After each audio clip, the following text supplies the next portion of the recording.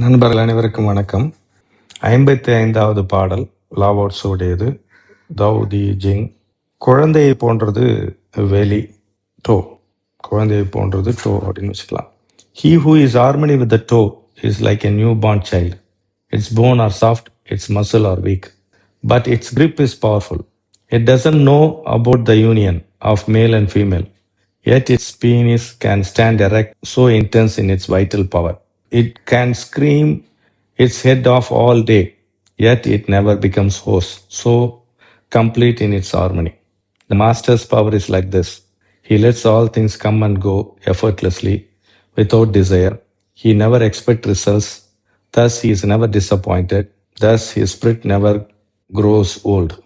He who is harmony with the toe is like a newborn child. யார் ஒருவர் வெளியோடைய தன்மையில் இருக்கிறாரோ இல்லை வெளியோடு இணக்கமாக இருக்கிறாரோ அவர் பிறந்த குழந்தை மாதிரி. அவருடைய எலும்பானது ரொம்ப மிருதுவாக இலகுவாக இருக்கும். அவருடைய சதைகள் தளர்ந்து இருக்கும். But it's grip is powerful. அவருடைய பிடிமானம் என்பது உறுதியானதாக இருக்கும். பற்றுதல் என்பது பற்றி இருத்தல் என்பது உறுதியாக இருக்கும். It doesn't know about the union of male and female. ஒரு குழந்தையானது ஆண் பெண் இணைவை பற்றி தெரியாது. ஆனால் அந்த குழந்தையுடைய அவயமானது உறுதியாகவும் நல்ல திடகாத்திரமாகவும் எப்பொழுதும் ஆற்றல் உள்ளதாக இருக்கும். It can scheme its head of all day, yet it never becomes hoarse. காலையிலிருந்து எல்லா நாளும் கத்தி கொண்டு இருக்கும். அந்த குழந்தை கத்தி கொண்டு இருக்கும், ஆர்ப்பாட்டம் பண்ணியிருக்கும். ஆனால் கரகரப்பு குரல் கம்மி போவதோ, கம்மினா கரகரப்பாக இருப்பது இருக்காது. ஏனென்றால் அந்த டோவோடு ஐக்கியமாக இருக்கும்போது எல்லாவற்றையோடும் அது இணக்கமாக இருக்கிறது. அந்த குழந்தை இணக்கமாக இருக்கிறது. அந்த குழந்தை என்பது யார் என்றால் டோவோடு இணக்கமாக இருப்பவருடைய மனநிலை, இல்லாட்டி அந்த மனிதர்.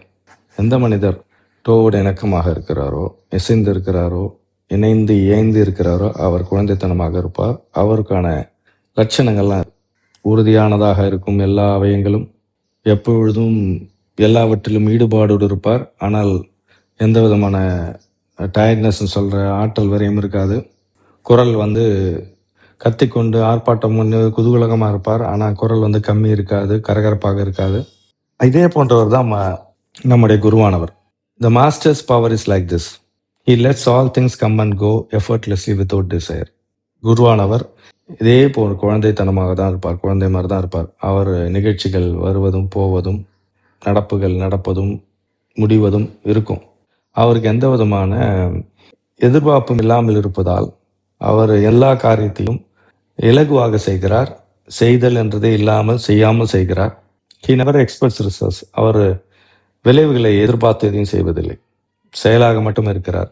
அதனால் அவர் எப்பயுமே ஏமாற்றம் அடைவதில்லை. He is never disappointed. எப்பயுமே அவர் ஏமாற்றம் அடைவதில்லை. Thus his spirit never grows old. அதனால் அவருடைய ஆன்மா, அவருடைய அகம் எப்பொழுதும் வயதாகுவதில்லை.